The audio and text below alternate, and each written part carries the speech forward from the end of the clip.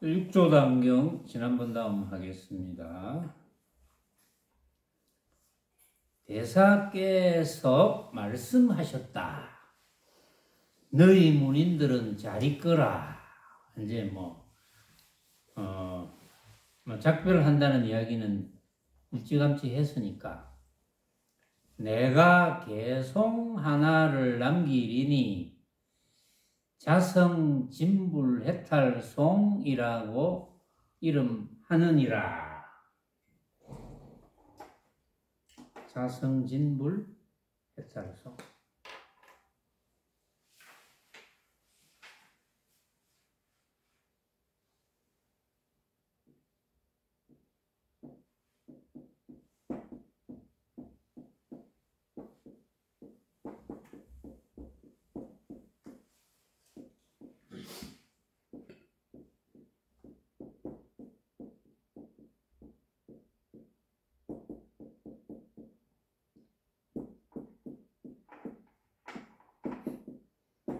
자성진불 해탈송. 자성이 참 부처이며 해탈이 되는 노래다. 이제 자성진불 해탈송.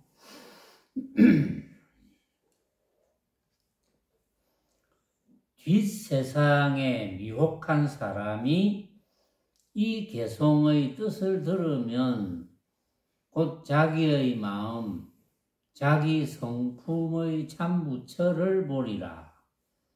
너희에게 이 개송을 주면서 내 너희와 작별하리라. 개송을 말씀하셨다. 이게 이제 마지막 개송인 것 같아요. 보니까. 여기서 이제 뒷세상에 미혹한 사람이 이 개송의 뜻을 들으면 곧 자기의 마음, 자기 성품의 참부처를 보리라. 견성을 할 것이다 이 말이거든요. 이 개송만 잘 들으면.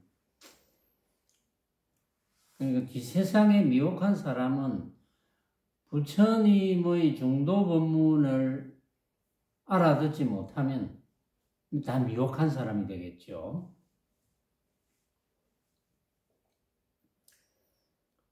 이제 여러분들께서도 잘 아시다시피 부처님께서는 육사외도를 만나가지고 처음에는 뜻을 이루지 못했습니다. 궁중을 뛰쳐나가서 스승을 만나야 되겠다. 그 시대 인도의 유명한 스승 중에 육사외도가 있었거든요.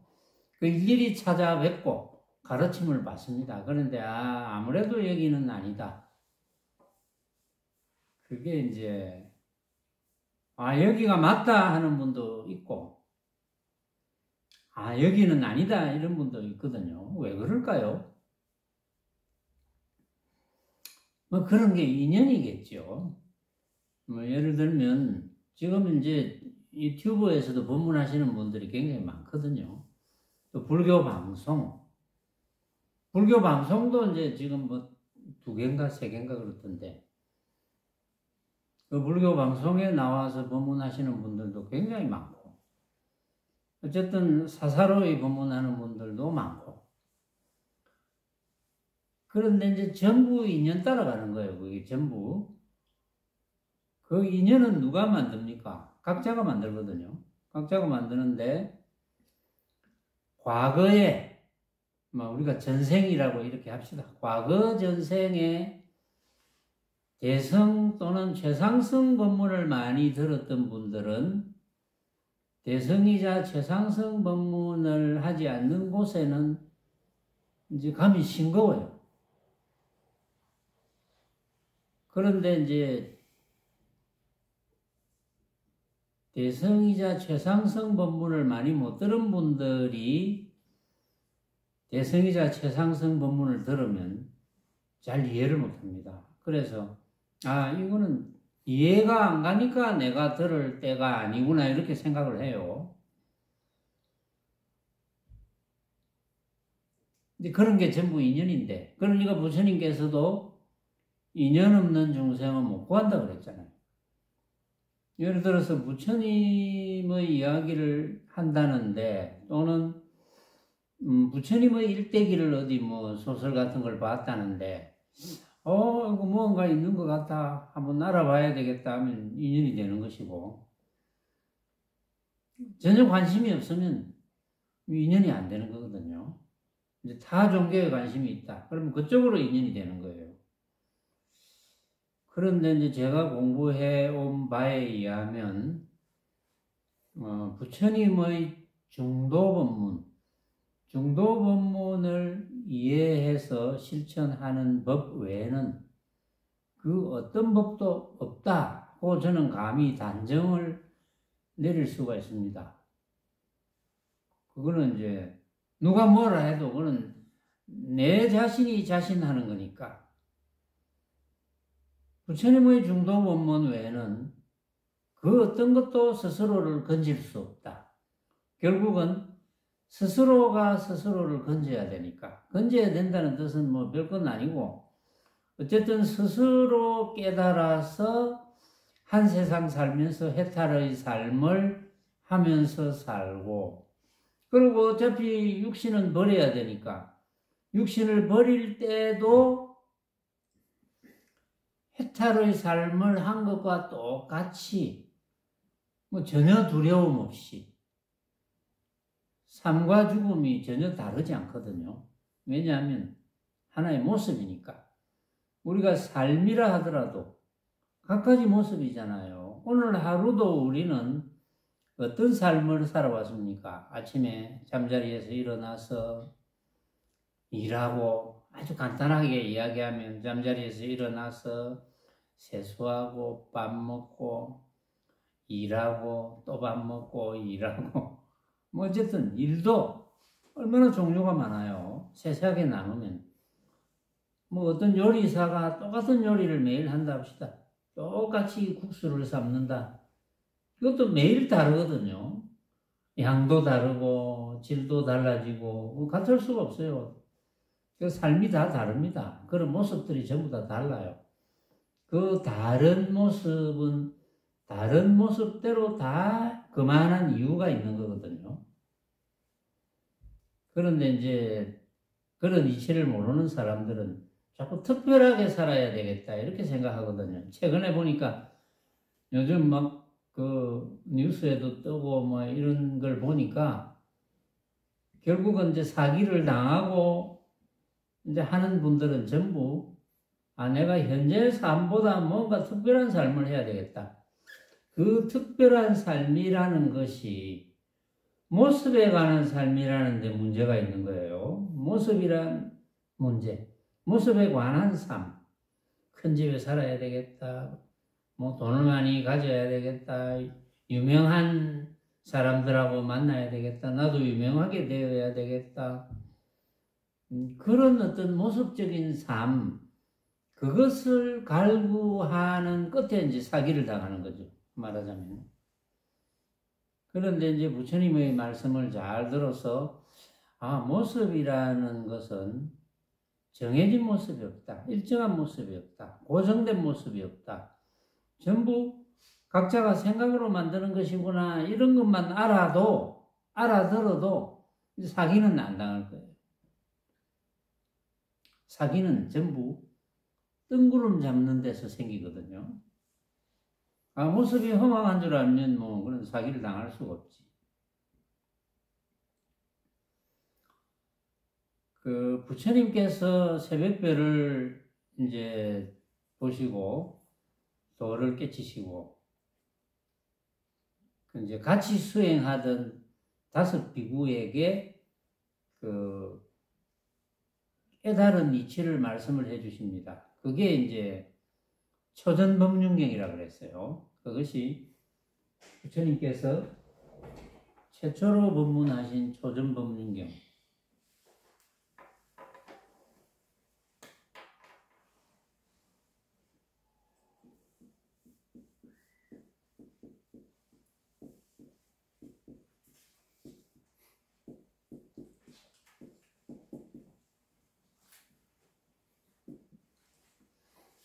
그리고 그 내용이 뭐 별것이 아닙니다. 부처님께서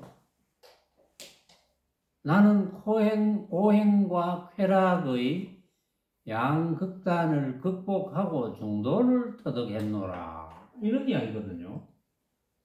뭐 별 이야기 아니에요. 그런데 이 말만 들으면 뭐 굉장히 어렵죠.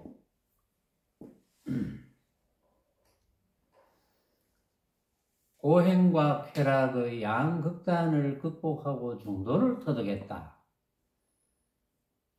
근데 그 법문을 해준 거예요. 이제 같이 수행하던, 한때는 도반이었던 그런 분들에게 이제 인연이 되어서 다시 만나서 처음에는 이제 부처님께서 같이 도를 닦다가 같이 뭐 좌선 수행을 하든지 명상을 하든지 같이 움직이다가 아무래도 부처님께서는 이게 아닌 것 같아. 그래서 이제 떨어져 나갑니다. 떨어져 나가서 보리수 아래서 새벽별을 보면서 조용히 잠점을 이제 깔아앉히는 그 과정에서 문득 중도를 이제 터득한 거예요. 근데 이 중도를 터득했다는 말들을 세간 사람들이 잘 못 알아듣습니다. 잘 못 알아들으니까 막 법문한다고 자처하는 사람들도 중도라는 걸 잘 모르는 분들이 많아요. 물론 아는 분들도 계시겠지만 뭐 중도 자리가 있는 둥, 뭐 기타 등등 여러 가지로 표현을 합니다. 중도 자리 이렇게 표현하면 그것은 완전히 외도거든요. 중도는 중도 자리가 아닙니다. 고행과 쾌락의 양극간을 떠나니까 그걸 중도 자리인 줄 알아요. 양극단을 떠나면 해탈이기 때문에 해탈의 삶을 할 수 있기 때문에 부처인 거예요. 말하자면. 근데 그런 걸 모르고 어떤 중도라는 어떤 특별한 것이 있다 이렇게 이제 착각을 해요. 왜냐하면 불교 신문에 그렇게 착각하는 사람들이 적어놓은 글들이 많거든요. 그래서 이제 혹시 그런 분들이 제 이야기를 들으면 이제 착각을 수정해 주시기 바라는 이제 간절한 마음이 있습니다. 왜냐하면 그건 본인을 위해서거든요. 본인이 뭐 어디 뭐 무슨 뭐 불교대학 교수인지 무슨 수많은 사람 앞에서 다시 법문을 하는 사람인지 얼마나 유명한 사람인지 그건 잘 모르겠어요. 모르겠지만 그런 것이 남 앞에서 법문을 한다는 것 또는 뭐 불교대학 교수라는 것 또 유명해졌다는 것 자신이 법문한 것이 유튜브에서 뭐 수십만 수백만 뭐 호응을 얻었다는 둥 뭐 그런 거는 중요한 게 아니거든요. 그런 게 중도를 터득하게 해주지는 않습니다. 그런 거는 오히려 중도를 못 깨닫게 해주는 거죠. 왜냐하면 그런 모습에 가려서 중도가 뭔지 전혀 짐작 못하게 되는 거거든요. 그래서 이제 혹시 저하고 인연이 된다면 정말 정신을 바짝 차려야 되거든요. 뭐 잘 생각해 주시기 바라고. 그리고 이제 부처님께서 그 조중법륜경에 그 이제 5 비구에게 중도에 관한 법문, 중도 법문을 하십니다. 하시면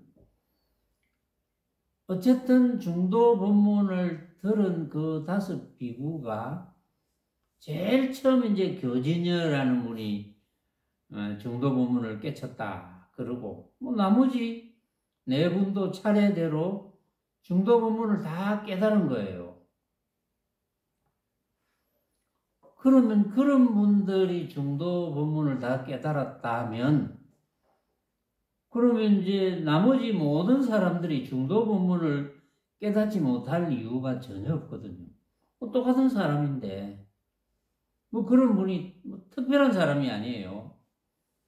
물론 이제 뭐 명상 같은 걸 많이 했겠지만 명상을 많이 한 시간 그것이 꼭 비례하진 않습니다.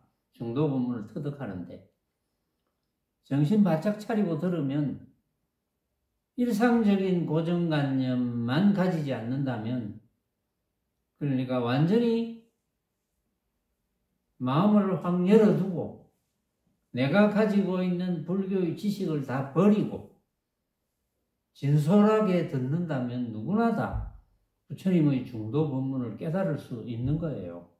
깨닫지 못하는 분들은 깨닫지 못할 만한 그만한 이유가 있겠죠. 왜냐하면 불교에 대해서 너무 많이 알았어. 사실은 아는 게 아닌데 중도 법문을 못 알아들으면 부처님의 가르침을 전혀 모르는 거거든요.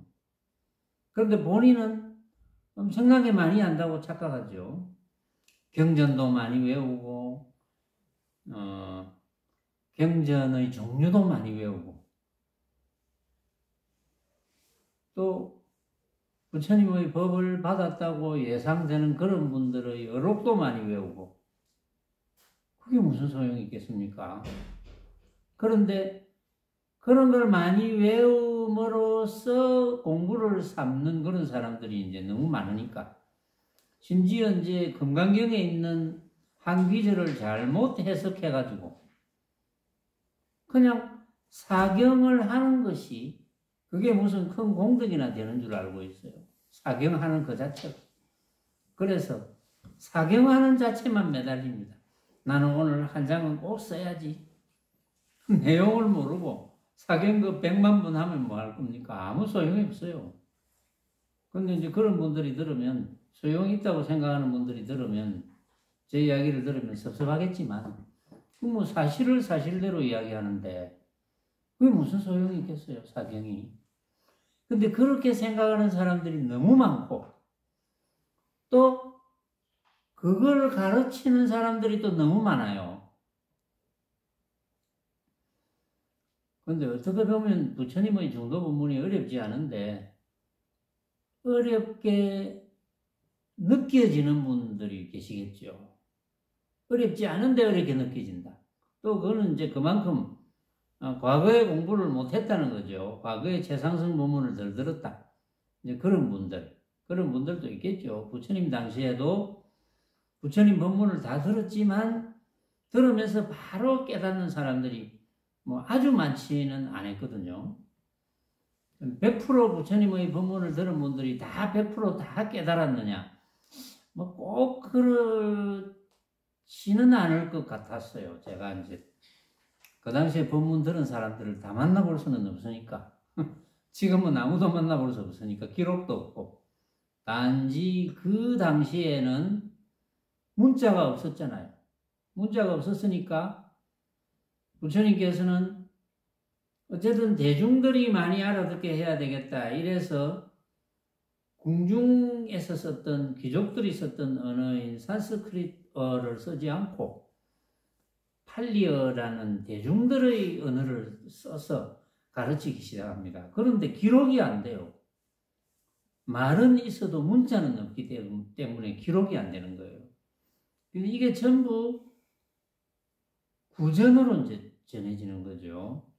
구전으로 전해지는 이제 방법이 여러 가지 이제 있다고 그래요. 그걸 후세 사람들이 분석을 해가지고 예를 들어서 이제 우리 여기 만약에 10명이 모였다. 10명이 모였는데 부처님께서 이런 말씀을 하셨다. 그러면 이제 그걸 다 외워요. 외워야 이제 전해주죠. 그러면 10명이 그걸 다 외웠다고 해서 10명이 다 기억하느냐? 기억을 못해요. 10명이 온전히 기억하느냐? 기억 못해요. 그러면 이제 10명이 모여가지고 또 이제 무슨 말을 들었노 이래가지고 그 중에 이제 공통되는 말 끄집어내서 또 다른 사람에게 전달을 해요. 또 이제 10명. 그러면 이제 공통되는 말을 끄집어내서 전달을 하다 보니까 이제 핵심은 바로 전달된다고 생각하는데 그러다 보면 또 약간씩 변형이 될 수도 있겠죠. 말에서 말로 전하는 것은 사실은 굉장히 어려운 거거든요, 이게. 그런데 이제 다음 시간쯤 비슷한 이야기를 또 할 수도 있는데 만약에 육조 해능 대사의 이 육조 단경이 완전히 이제 오늘로 완전히 끝난다면 다음 시간에 제가 이제 안 끝나더라도 다음 시간에 거의 오늘 못 끝나면 다음 시간에 끝나겠죠. 오늘 끝나더라도 다음 시간에 제가 이제 또 여러분들에게 꼭 전해주어야 된 정리가 좀 이제 되어가는 그런 이야기들이 있는데, 부처님의 중도 법문을 알아듣지 못하니까 그런 부류들이 세월이 좀 지나서도 못 알아듣거든요. 세월이 지나면 부처님과 인연이 되는 분들이 바뀌잖아요. 죽는 사람 죽고 사는 사람 살고, 그리고 또 죽는 사람 죽고 사는 사람 살고, 부처님의 중도 법문이 전달은 됩니다. 어쨌든 석가모니 부처님 이후에 가섭존자, 안한존자 뭐 이렇게 해서 쭉 중국의 초조인 28대 이제 분류법에 따라서, 지난번에 분류법에 대해서 이제 이야기를 했지만 조금 달라지지만, 달마대사, 중국의 초조인 달마대사까지는 분명히 부처님의 중도법, 단박 깨치는 돈법. 왜 단박 깨칩니까? 부처님의 중도법을 듣고 단박에 깨닫으니까, 단박에 깨달을 수 있으니까. 부처님의 중도법을 듣고 아이고 그렇구나, 내가 그동안 헛살았네, 지금부터 이제 내가 내 자신에게 속지 않고 지내야 되겠다, 이렇게 되면 그게 이제 해탈의 법문이거든요. 법문을 깨닫는 거거든요. 그러면서 해탈의 삶을 살면 됩니다. 모습으로 벌어지는 모든 것은 부처님의 인연법이니까 인연에 맡기고, 또 그 모습으로 벌어지는 모든 법을 우리는 하루에도 아침부터 계속 접하니까, 그 접하는 것은 각자가 생각으로 만드는 것이다. 이제 그걸 깨달으면 되는데, 못 깨닫는 사람이 많으니까 이제 어떤 생각을 일으키느냐.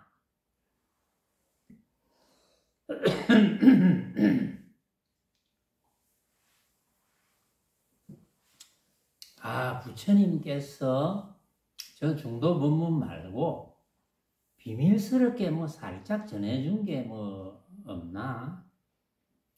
비밀스럽게 살짝 전해준 어떤 것이 없는가? 라고 생각을 하기 시작합니다. 있을 거야. 왜냐하면 문자가 없으니까 모르잖아요. 있을 거야. 아마도 있을 거야. 그래서 제가 짐작하는 데는 제 사견도 좀 있습니다만은, 이제 그런 생각들이 들어가면 그 이전에 육사외도들이 공부한 것들은 좀 모습에 관한 요상한 짓을 하거든요. 물론 뭐 기운을 가지고 어째저째 옛날에 이제 신선도 하는 사람처럼 나는 기운이 좋으니까 이제 막 자기네들끼리 시합을 하고 그래요. 겨울철에 눈이 많이 내리는 곳에 앉아가지고, 자, 누가 눈을 많이 녹이나 이런 거 시합하고 이런 것도 한다고요, 보면. 결국은 그런 건 이제 모습에 관한 문제거든요. 그러니까 이런 이제 요상한 짓을 해왔던 사람들이 그 짓은 그 짓대로 발전을 합니다. 점점. 물론 요가 같은 것도 마찬가지예요. 그 나름대로 이제 발전을 하는 거예요. 그래서 이제 모습이 있으니까 이제 점점 건강에 관한 쪽으로 발전을 또 많이 하겠죠. 말하자면 의술 쪽으로도 발전을 하고.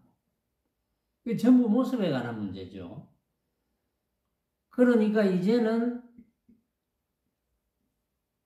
전생을 누가 얼마나 기억하나, 또 현재 죽은 사람이 어떻게 태어나서 전생을 기억하며, 또 전생에 만났던 사람이 어디에 무엇을 숨겨놨는데 너가 나중에 찾아라, 이제 이런 분부를 받아서 행하기도 하고, 실제로 찾았는지 못 찾았는지, 또 실제로 찾았다는 뭐 그런 기록도 많이 있고, 그래서 이제 그런 쪽으로, 그래서 이런 거는 그러면 어디서 나왔느냐? 이거는 부처님께서 비밀스럽게 전해준 것이다. 이렇게 만드는 거예요. 이제 밀교라고 그러죠. 그래서 어떤 학자들은 밀교를 부처님의 가르침이라고 단정을 내리는 사람도 있어요. 부처님께서 비밀스럽게 뭐 가르쳐 준 게 있겠지. 뭔가 중생제도 하시기 위해서 온갖 방편을 안 열어놨겠나? 그러니까 비밀스럽게 신통력 같은 것도 비밀스럽게 염력 같은 것도 비밀스럽게 뭐 잘할 수 있는 법을 가르쳐 주셨겠지. 그리고 심지어 이제 신문에 보니까 뭐 묘법연화경을 설명하는 사람이 막 기운을 막 숨을 조절하는 거 온갖 기운을 무슨 기운이 뭐 백회에서 뭐 나가가지고 뭐 그런 게 실제로 경전에 쓰여져 있는지는 잘 모르겠어요. 묘법연화경을 설명하는데 기운에 관한 이야기만 해요. 몇몇 편을. 나도 묘법연화경을 한번 찾아보고 싶은데 그런 게 있는지.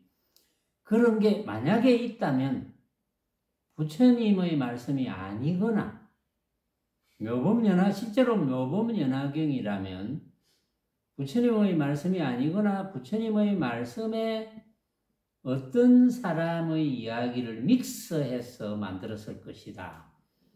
저는 그렇게 봅니다. 그걸 뭐 단정할 수 있어요. 감히 단언컨대 부처님의 말씀은 중도본문 외에는 없습니다. 그 외 어떤 이야기도 부처님의 말씀이 아닙니다.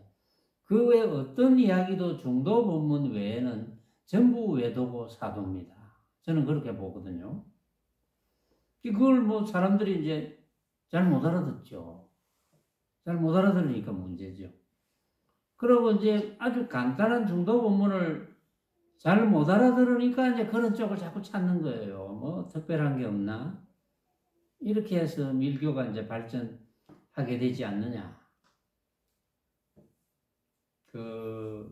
제가 왜 이제 이런 사항을 알게 되었느냐 하면,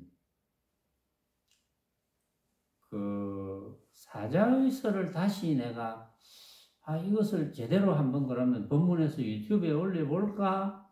라고 생각하면서 다시 이제 사자에서 관계되는 사람들을 한번 찾아보고 그 사람들이 사자에서의 서문에 넣었던 이야기들, 지난번에는 제가 그 서문에서 뭐 법구경에 관한 이야기 그런 거는 저도 처음 봤으니까 제가 이제 법문하는데도 도움이 되고 또 제 법문을 듣는 분들에게 신뢰를 줄 수도 있는 건데 그런 거는 좋은 문제인데, 그 외에 사자에서의 서문을 달았던 분들이 쭉 이제 여러 가지 사자에서에 관한 이야기를 했어요. 근데 그걸 읽어보면서 제가 느낀 바가 있었습니다. 이번에 이게 사실이 아닐 수도 있겠구나, 이런 생각을 하게 된 거예요. 사실이 아닐 수도 있겠다. 왜냐하면 분명히 부처님의 중도 본문 외에는 없는데 왜 이런 게 발달했을까? 이제 거기에 대해서 제가 이제 생각하기 시작한 거예요. 그래서 나름대로 이제 결론은 거의 이제 도달했어요. 그래서 이제 다음 시간쯤, 그 다음 시간쯤 뭐 인연이 되면 제가 이야기를 이제 하겠습니다. 사자에서라는 데 대해서 전반적으로 다시 이야기를 하고, 사자에서를 처음부터 끝까지 법문할 필요는 없겠구나, 이제 이런 걸 느꼈기 때문에, 그래서 부처님의 중도 법문 외에는 없다라는 것을 다시 강조하고, 지금 이제 부처님의 중도 법문, 즉 돈법, 단박에 깨치는 법, 단박에 깨치는 법이 중국 초조인 달마대사부터 이제 육조 해능대사까지는 분명히 전해졌거든요. 지난번에도 제가 소개했어요. 육조 해능대사의 직계 제자들 어디까지 이 단박 깨치는 법이 전달이 되었는지는 제가 정확하게 조사를 못했어요. 그 뒤에 몇몇 조사 선사들까지는 확실히 전해졌구나 하는 건 느꼈어요. 그런데 그 뒤에 우리나라 불교에 어떤 영향을 미쳤는지 부처님의 중도법문, 즉 돈법이 우리나라 불교에 들어왔는지 안 들어왔는지 이게 조금 불분명하다고 제가 말씀드렸어요. 거기에 대해서도 제가 지금 조사를 한번 해보고 있습니다. 나름대로. 조사가 될는지 안 될는지는 모르겠고 조사가 되면 이제 말씀을 드릴게요. 근데 지금 이 자성진불 해탈송이 지금 분명히 부처님의 중도법이 전달되어진 분의 개송이거든요. 그래서 중요한 거죠. 아주. 거기다가 이 해탈송을 말씀하시면서 뒷세상에 미혹한 사람이 이 개송의 뜻을 듣는다면 곧 자기의 마음, 자기 성품의 참부처를 보리라. 자기 성품의 참부처를 본다 이러니까 본다고 하니까 볼 부처가 있는 줄 알아요. 해탈의 삶을 하게 되는 것을 보리라. 이런 표현하고 똑같아요. 그래서 해탈의 삶을 할 수 있구나. 아, 내가 이런 성품이기 때문에 해탈의 삶을 할 수 있구나. 이렇게 된다는 거예요. 자, 개송을 말씀하셨다. 진여의 깨끗한 성품이 참부처요. 이랬습니다. 그 다음에 두 번째가 삿된 견해의 삼독이 곧 참마군이니라. 진여의 깨끗한 성품이 참부처라 그랬어요. 그러면 이제 이 개송을 읽는 사람들이 어떻게 해석하면서 어떤 상상을 하느냐 하면 아, 진여의 깨끗한 성품. 아, 진여의 깨끗한 성품이 그게 우리의 물론 본바탕인데 그 본바탕을 이야기하구나. 본바탕이 깨끗한 성품이지. 본바탕은 모양이 없으니까 본바탕을 심지라고 하기도 했죠. 심지. 이런 여기에서 이제 자꾸 이제 혼동이 되면 안 돼요. 여기에서 분명한 자기 살림살이를 확정을 해야 됩니다. 누가 여기서 저런 말 하면 거기에 휘둘리고 이런 말 하면 여기에 휘둘리고 이러면 자기 공부가 안 되죠. 진여의 깨끗한 성품이 참부처라는 뜻이 뭐냐 도대체. 진여의 깨끗한 성품이 뭘까요? 깨끗한 성품. 어떤 것이 깨끗한 성품일까요? 깨끗하게 생긴 그런 상태일까요? 진여의 참성품이 깨끗하게 생긴 상태구나. 청정법신이라는 말을 하잖아요. 깨끗하다는 뜻입니다. 깨끗한 법신, 청정법신. 진여의 참성품, 진여의 깨끗한 성품이 참부처다. 진여의 깨끗한 성품, 요 깨끗한 성품이라는 게 요게 이제 핵심입니다. 깨끗한 성품. 그럼 어떤 것이 깨끗한 성품이 되느냐 이거죠. 어떠한 상태가 깨끗한 성품이라고 할 수 있느냐. 자, 여러분들이 한번 생각해 보세요. 여러분들이 이런 말마디가 나왔을 때 여러분들이 살림살이가 확정이 되지 않았으면 또 흔들려요. 누가 어떤 사람이 이 부분을 입조단경을 법문하는 사람이 많거든요. 지금 이 부분을 깨끗한 성품이라면서 자 봐라 이 소리가 나는 것이 깨끗한 성품이야. 이런 사람도 있어요. 응? 소리가 나는 것이 깨끗한 성품이야. 주먹을 이렇게 들면서 자 이것이 깨끗한 성품이야. 이렇게 설명하는 사람도 있어요. 이제 그렇게 설명하는 사람은 뭘 이야기하려고 하느냐. 주먹을 움직일 줄 아는 심지를 이야기해요. 여기서 육조해능대사가 진여의 깨끗한 성품이 참부처라고 하니까 참부쳐? 깨끗한 성품? 주먹을 이렇게 움직이면서 주먹을 움직일 줄 아는 그것이 깨끗한 성품이지. 심지거든요. 그게 심지인데 그것이 깨끗한 성품이지. 이렇게 이야기를 해요. 그래서 그것밖에 없어, 깨끗한 성품.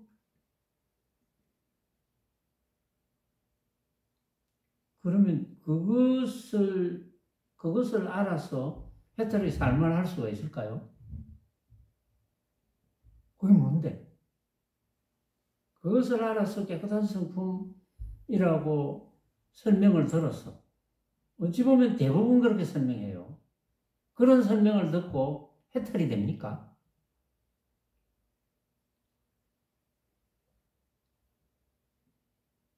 성품이잖아요. 성품, 성질. 깨끗한 성질은 어떤 것이 깨끗한 성질입니까?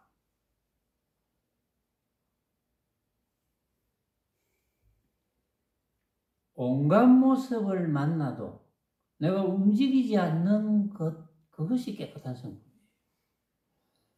온갖 일을 하건 온갖 모습을 만나더라도 내가 전혀 동요 없음. 그것이 깨끗한 성품이에요. 내가 전혀 동요 없으니까 부처지. 전혀 동요 없으니까 해탈이지. 동요가 없으려면 어떻게 해야 됩니까? 동요가 없으려면 내가 만나는 그 온갖 것, 만법, 온갖 모습, 제법, 만법, 내가 만나는 온갖 법이 가짜구나.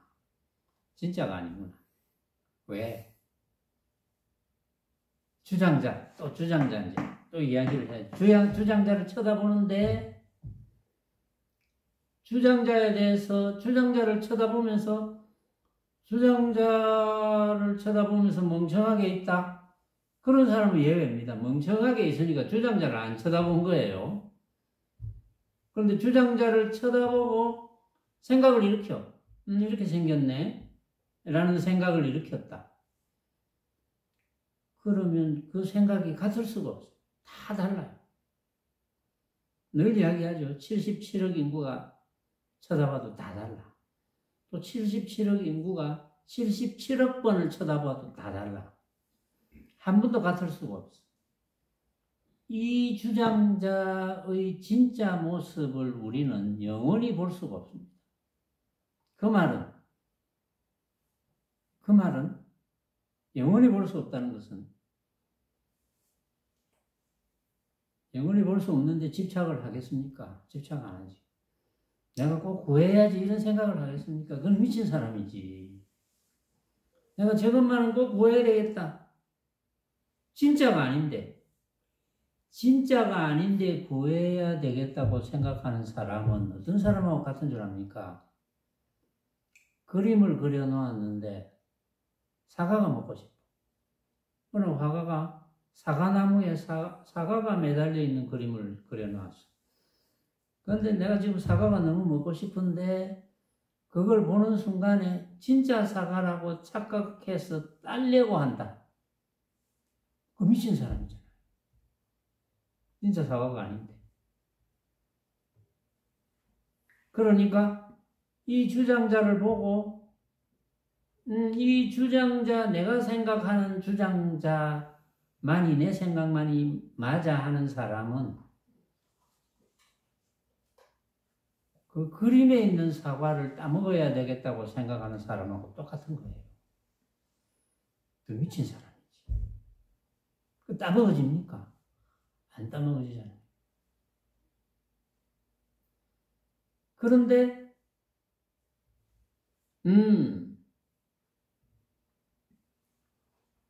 온갖 사람들이 이 주장자를 생각하는 바가 다 다르기 때문에 주장자의 진짜 모습이라는 것은 없겠구나. 그래서 내가 이제 갑자기 넘어져서 주장자 같은 지팡이가 필요하다.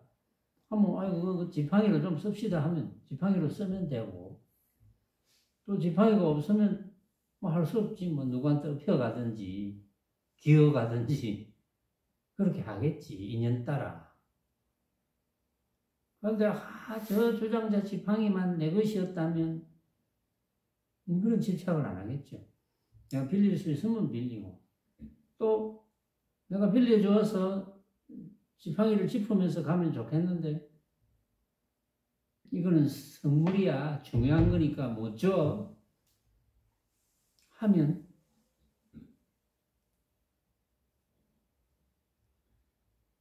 부처님의 법문을 못 알아듣는 사람은 원망심이 일어나죠. 그거 뭐 좀 내가 좀 지팡이로 짚고 가서 집에 가서 다른 사람 편으로 돌려주면 되는데 왜 못 돌려주는 거야? 이러면서 원망하겠죠. 그런데 부처님의 법문을 알아듣는 분들은 모든 모습은 인연 따라가니까 뭔가 나에게 빌려주지 못할 만한 이유가 있겠지. 내가 뭐 고생 좀 더 하지 뭐 이렇게 될 수도 있겠죠. 그러니까 부처님의 법문을 알아듣는다 못 알아듣는다는 이렇게 하늘과 땅 차이로 생각이 다른 거예요.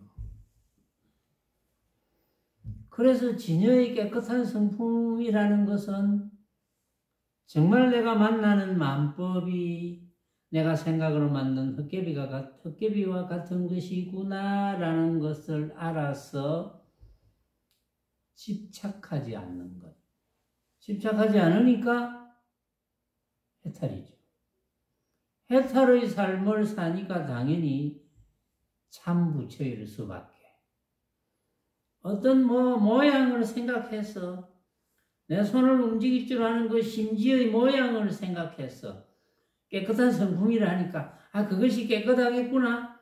그것이 깨끗하다는 생각이 나를 해탈시켜 줍니까?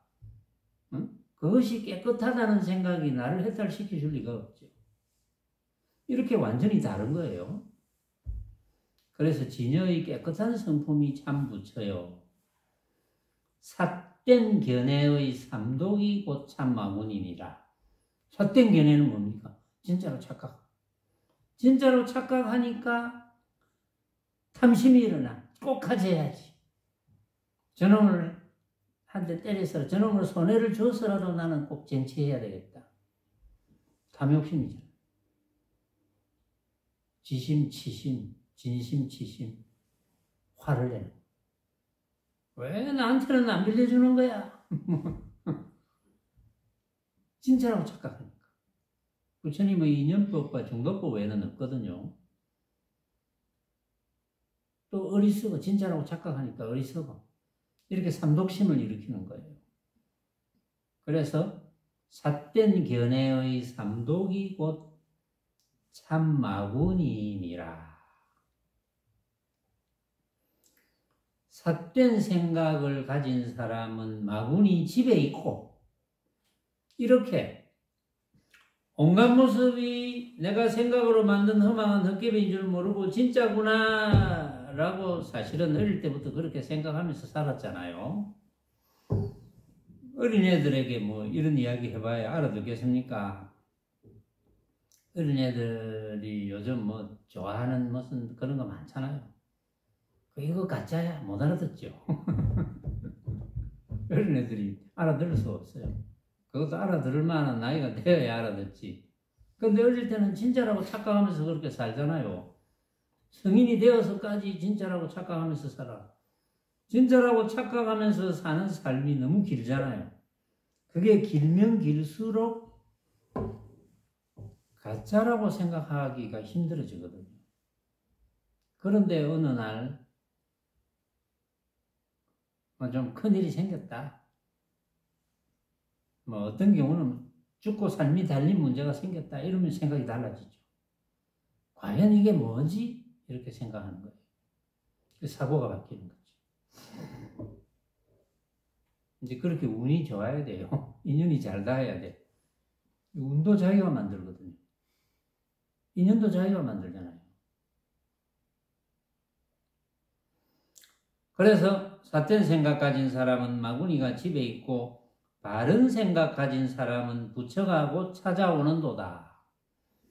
바른 생각을 가진 사람은 부처가 곧 찾아온다. 부처가 뭐 다른 데서 찾아오는 게 아니고 내가 부처로 바뀌는 거죠. 그게 부처가 찾아오는 겁니다. 또 이렇게 번역을 해놓으면 이게 뭘 이렇게 번역했는지 잘 모르겠는데 바른 생각 가진 사람은 부처가 곧 찾아온다.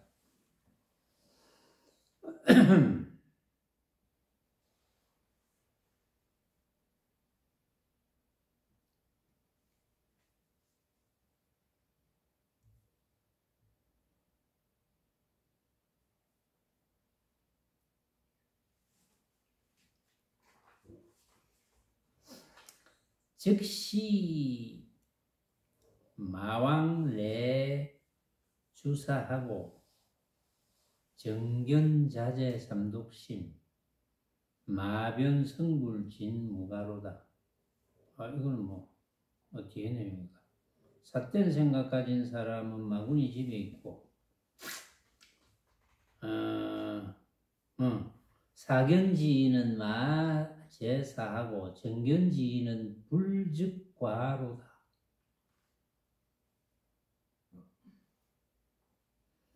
이걸 부처가 곧 찾아오는 도다 이렇게 번역을 했구나.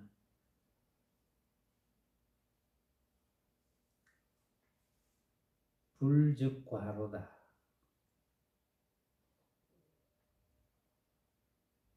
이걸 이제 부처가 곧 찾아오는 도다 이렇게 번역을 하면 혼동이 되거든요. 바른 생각 가진 사람은 부처로 곧 바뀌도다 이렇게 해야 돼요.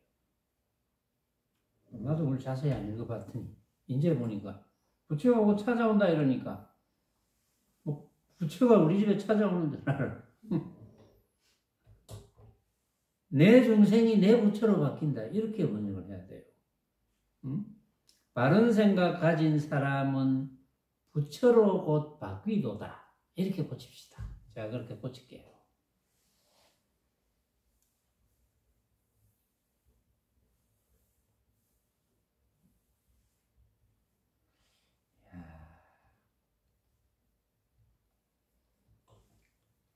성품 가운데서 삿된 생각인 삼독이 나나니 성품 가운데서 삿된 생각인 삼독이 나죠. 성품 가운데서.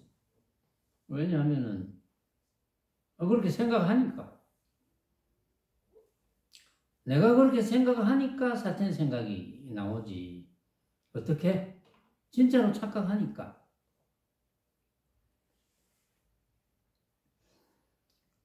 그리 되면 곧 마왕이 와서 집에 살고 그리 되면 마왕이 와서 또 이리 되면 표현을 이렇게 했어요. 마왕이 또 찾아오네. 아까는 부처가 찾아오더만 마왕이 찾아오네. 그렇게 지금 번역은 이렇게 했지만 뜻은 삼독이 나나니 곧 마왕이 와서 집에 살고 부처가 마왕으로 바뀌는 도다. 그런 뜻입니다. 바른 생각이 삼독의 마음을 스스로 없애면 바른 생각이 삼독의 마음을 스스로 없애면 이렇게 번역했어요. 그러면 바른 생각이 삼독의 마음을 스스로 없앤다는 뜻은 바르게 생각하면 삼독은 스스로 없어지고 이런 뜻이에요. 바르게 생각하면 어떻게 바르게 생각하는 거예요? 내가 만나는 모든 모습은 각자가 생각으로 만든 허망한 헛개비 같은 것이구나 이렇게 바르게 생각하면 집착을 안 하니까 삼독심이 스스로 없어져. 삼독심이 바뀌어. 그래서 그 뒤에 또 기절이 나오네. 내가 해설을 잘해줬네. 마군이 변하여 부처되나니 그런 뜻이에요. 마군이가 변해서 부처가 돼. 그래서 참되어 거짓이 없도다.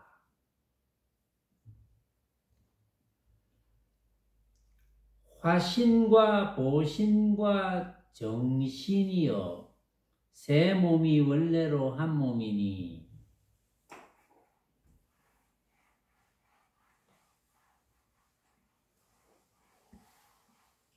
여러분들이 법신, 보신, 화신 설명을 전에 들었죠. 이렇게 설명을 들었으면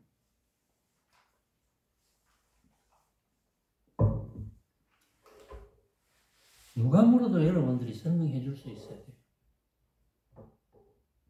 제가 여러분들 만날 때마다 한번 물어볼까요? 삼신이 뭐냐? 법신, 보신, 화신. 여기서는 다시 법신을 정신이라고 했어요. 화신과 화신,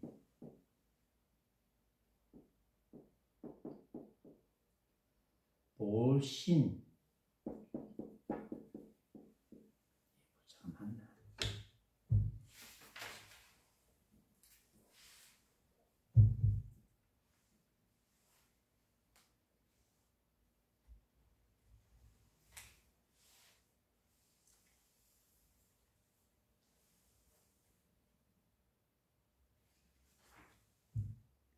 화신, 보신, 정신. 맞네. 화신, 보신, 정신.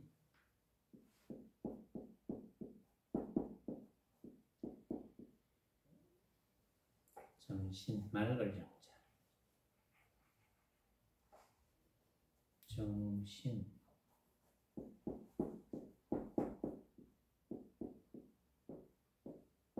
깨끗하게 정자, 맑은 정자.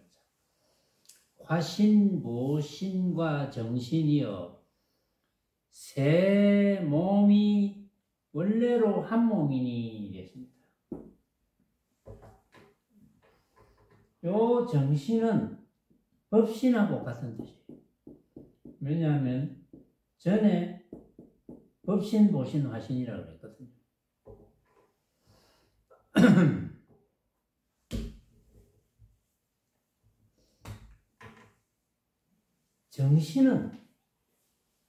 정신은 법신인데 심지가 육근을 통해서 작용을 일으키잖아요. 심지가 육근을 통해서 작용을 일으키는 그 주체가 심지예요. 심지. 마음이라 하는 것. 그래서 심지, 그 심지가 법신입니다. 심지가 법신이고 정신이에요. 심지. 그러니까 육근을 통해서 작용을 일으킬 줄 아는 주체. 근데 육근을 통해서 작용을 일으키지 않으면 심지는 찾아볼래야 찾을 길이 없어요. 아예 거론할 필요도 없어.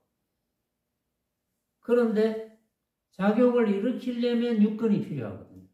그 육근을 통해서 어떤 작용을 합니까?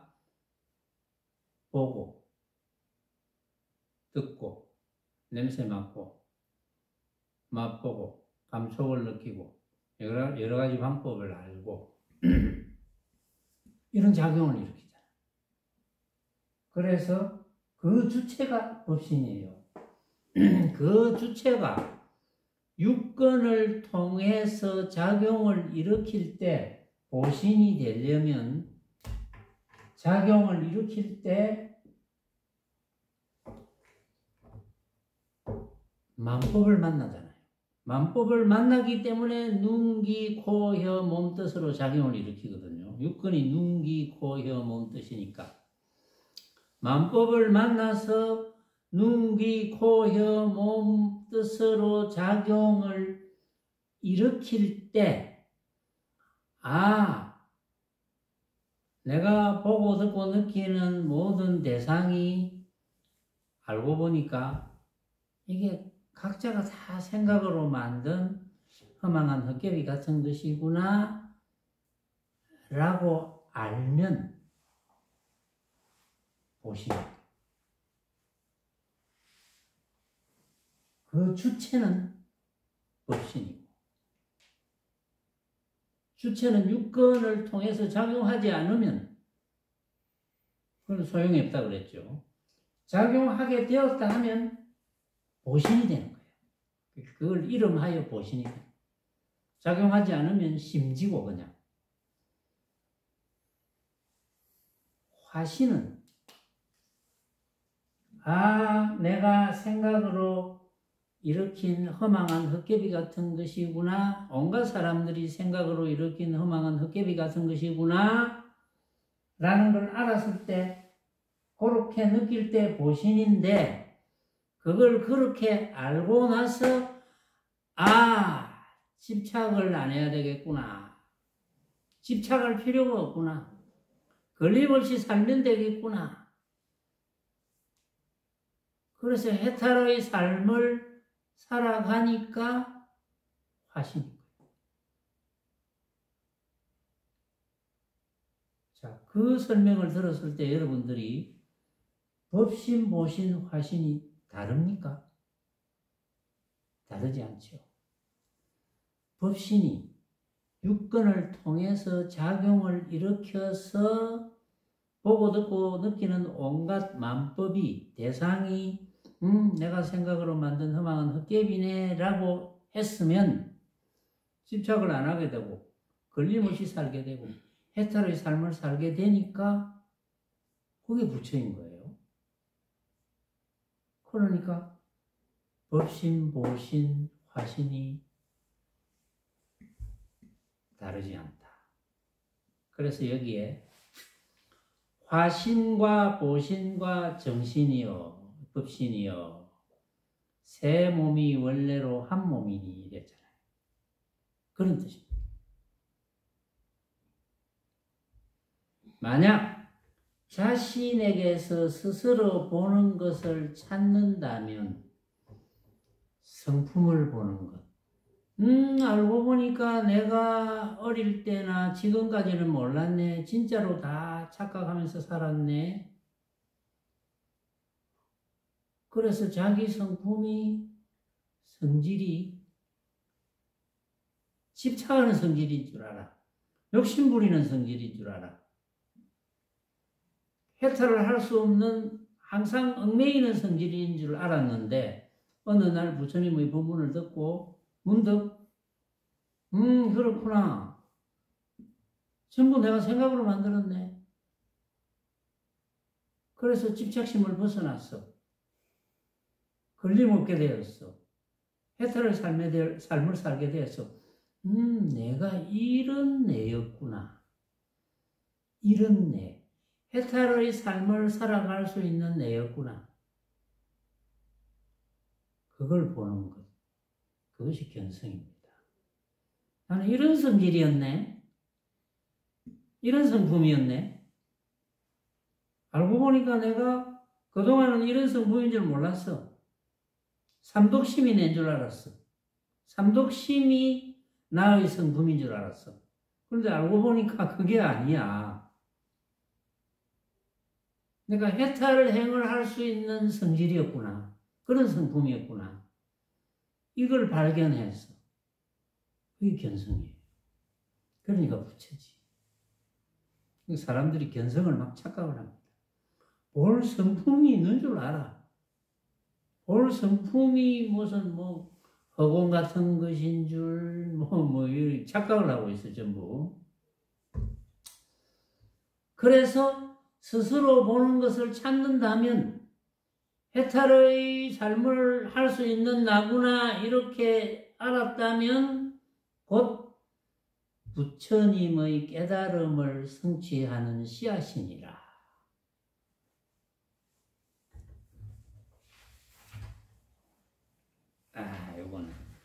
요거는 아무래도 아직 반좀밖에 못했는데 요 정도에서 마무리를 하고 다음 시간에 다시 반복을 조금 해야 될 필요가 있지 않느냐라고 생각합니다. 오늘은 여기까지 하겠습니다.